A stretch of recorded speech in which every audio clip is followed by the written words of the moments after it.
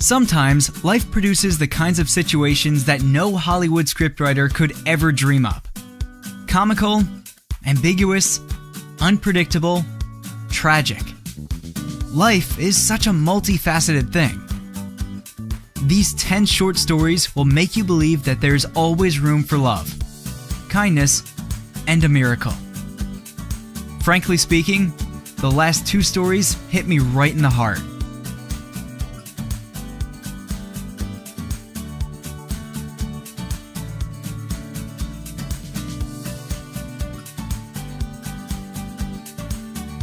My grandma called yesterday, asking if I could look for Grandpa.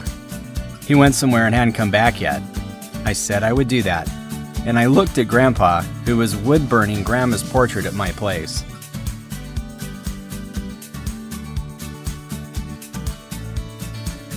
They're celebrating a 50th wedding anniversary next Thursday.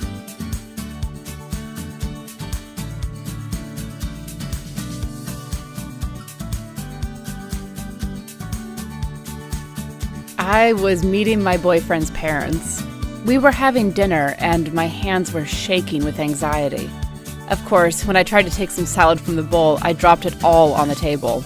I thought, okay, here we go.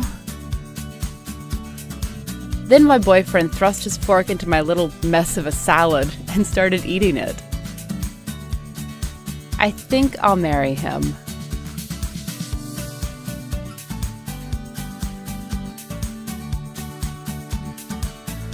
I was seized by appendicitis, and an ambulance was called. We were racing along. I had a terrible pain, and I was with my girlfriend and a doctor. Suddenly, I understood that something was missing. Can you turn the siren on? This is my first time in an ambulance, and I've always dreamed of having the siren on. The doctor said that the siren was broken. As I lay back in the stretcher, upset, I heard both my girlfriend and the doctor begin to make a noise like a siren. They kept it up all the way to the hospital.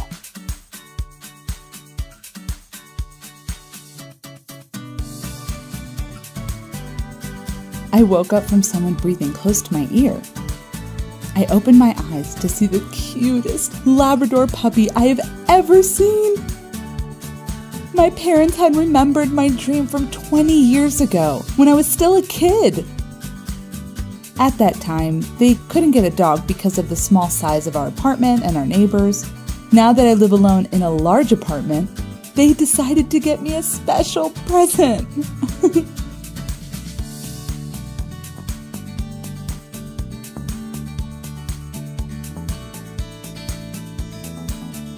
I was coloring a picture at the dinner table before going to bed.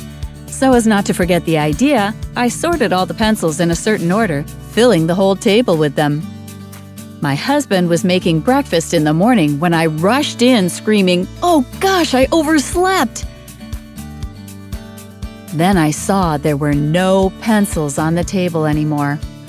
I was upset, but not too much. It was my fault after all. I went into the bedroom and saw my pencils all on my work desk. My husband laid them out for me in that same order. All 50 of them.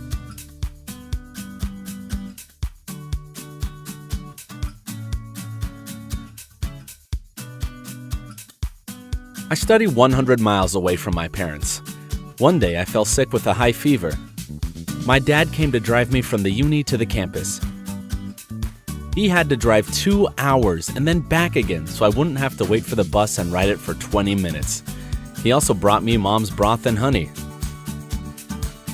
Well, there are no words to explain how much I love them. And I'll love them till my last breath.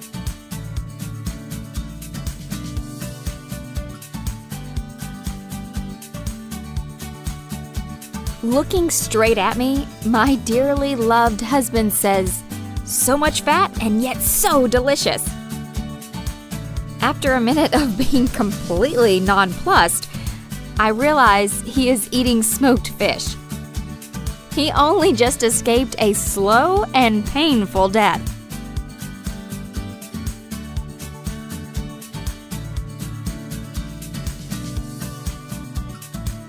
She was my first love, and we were madly in love. However, I was too young for serious relationships and chose career over love. Now, I'm 30.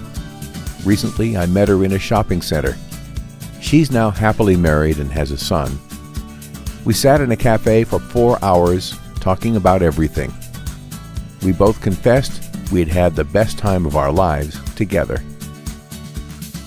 Well, I came home and simply burst into tears. How stupid I was to exchange the love of my life for all this.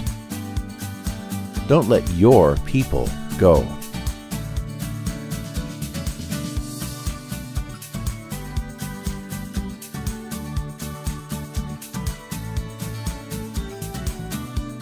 Yesterday, I chose the wrong number and accidentally sent my dad a message saying, "I love you," which was meant for my husband. A few minutes later, I got a reply, "I love you too, Dad." I almost cried. We say things like that to each other so rarely.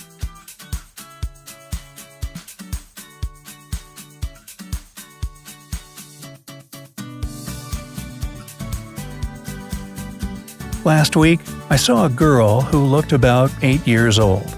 She was talking to a dog, petting it and smiling. Her parents were standing to one side. Holding her by the hand, they were watching her. It was clear from their faces that they were happy. I later learned that the girl had autism, and that was the first time her parents heard her talk using full sentences.